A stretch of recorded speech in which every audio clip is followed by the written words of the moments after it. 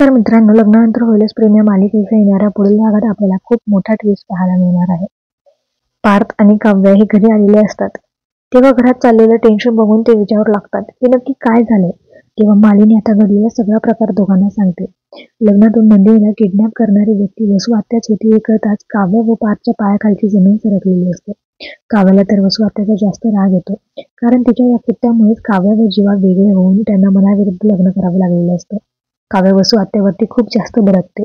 तेव्हा रम्या आता नंदिनीची बॅग आणून काव्याला म्हणू लागते, तुझ्या बहिणीने खोटे आरोप केले आणि ठरलेल्या वेळेत ती पुरावा आणू शकलेली नाही. त्यामुळे तिचा या घरातून कायमचा पत्ता कट होणार आहे. तेवढ्यात नंदिनी दीपकला घेऊन येते आणि सगळ्यांसमोर वसू आत्याचे कारस्थान उघड करायला सांगते. नंदिनीने मोठा विश्वास ठेवून दीपकला जेलमधून सोडवलेलं असतं. पण दीपक आता पळतो आणि नंदिनीवरतीच आरोप करायला लागतो आणि म्हणतो की मला हिने जेलमधून सोडायच्या बदल्यात खोटे बोलण्याचं हे केलं आहे. दीपकचं हे बोलणं ऐकून सगळ्यांना खूप मोठा धक्का बसतो. पण आता काव्याला भेटलेलं सँडी ऐन वेळेला येऊन सगळं खरं सांगताना आपल्याला पाहायला मिळणार आहे. काव्याने त्याच्यावर केलेल्या उपकाराची परतफेड म्हणून तो आता सगळं काही सत्य सांगणार आहे. दीपक व स्वतःची सगळी काही कारनामे आता तो उघड करणार आहे. एवढी धडपड करून वसू आत्या आता हा डाव पुन्हा हरते आणि मित्रांनो, आता काव्य वसू आत्याला चांगला धडा शिकवताना आपल्याला पाहायला मिळणार आहे.